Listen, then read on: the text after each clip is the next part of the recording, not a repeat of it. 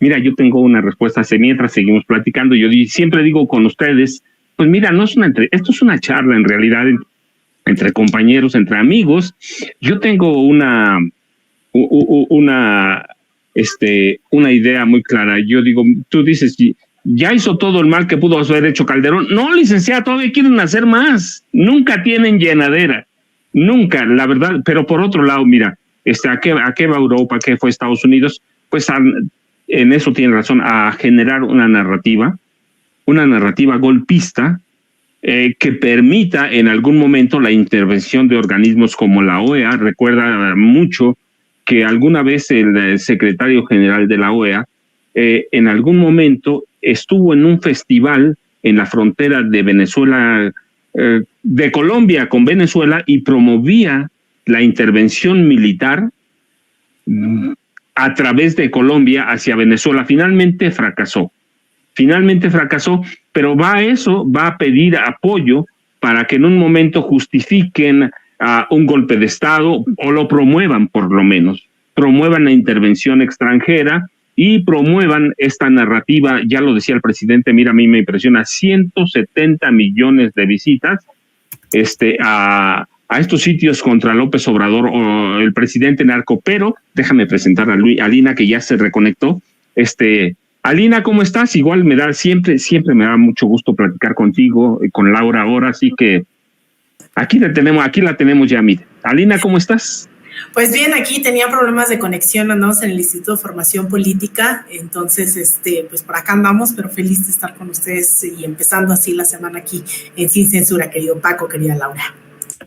¿Qué les parece? Yo les quiero hacer una pregunta, como periodistas, como comunicadoras, a las dos, una pregunta que me hicieron a mí. Yo tengo mi respuesta, pero yo quiero escucharla de ustedes. Si alguien les ofreciera, aquí están las pruebas, y ustedes las pudieran tener en la mano, comprobar, y les dijeran, con esto se va a caer López Obrador, cualquier presidente. Yo lo que respondí, les dije, si yo tengo las pruebas, no importa que sea el presidente López Obrador, si yo tengo las pruebas, las presento, las entrego, porque es histórico. ¿Qué periodista no va a querer tirar a un presidente? Yo les recuerdo siempre el caso de Watergate.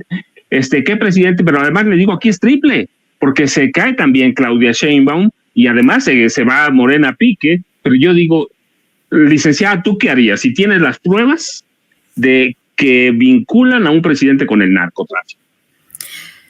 Mira, periodísticamente, y suena feo lo que voy a decir porque a esto nos dedicamos, periodísticamente pueden ser importantes, pero no son vinculatorias, es decir, no tienen ningún peso hasta que no pasan por el tamiz de un juez, es decir, hasta que no se presentan en un caso, por ejemplo, que pudiera ser penal, y no son valoradas, no son tomadas en cuenta como pruebas, pues no pasan de ser dichos. Es como si yo tengo ahorita y digo, yo conozco al asesino de John F. Kennedy y aquí tengo las pruebas, pues hasta que no sean valoradas por un juez y se tomen verdaderamente las medidas para avalarlas como pruebas, no pasan de ser un dicho. Pero en el caso que tú propones como una hipótesis es, si alguien tiene pruebas que son además tan contundentes, pues por supuesto que periodísticamente las explotas, pero vamos a ser tantitito más rigurosos.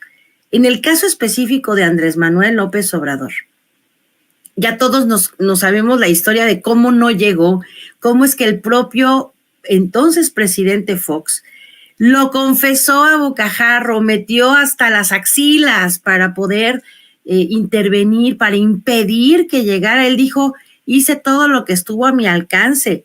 Han sido cínicos. Si hoy dijo el presidente, incluso hubo quien dijo, pues Jorge Castañeda, ¿cómo no lo eliminan? Hay quienes han apostado su carrera política para destruir en particular al hombre, al personaje, al líder que es Andrés Manuel López Obrador.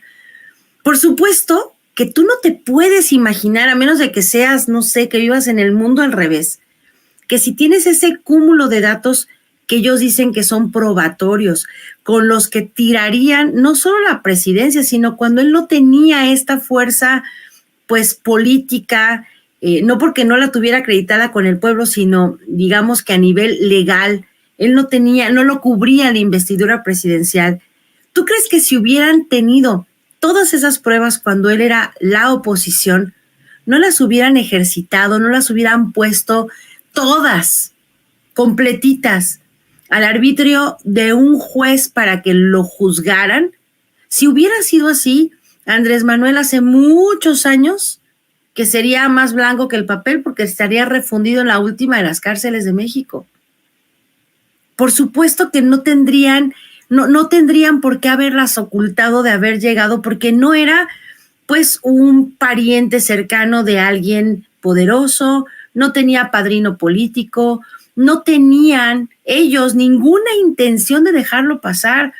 Cuando dijeron Andrés Manuel es un peligro para México, por supuesto que es un peligro para México, para el México que ellos tanto repudian, que es el México de la justicia, el México donde los pobres tienen derecho, el México donde la legalidad tiene que pasar justamente por una reforma constitucional, porque ya no toleramos más estas leyes a modo que legitimaron, legalizaron, pues hasta los actos de corrupción más viles.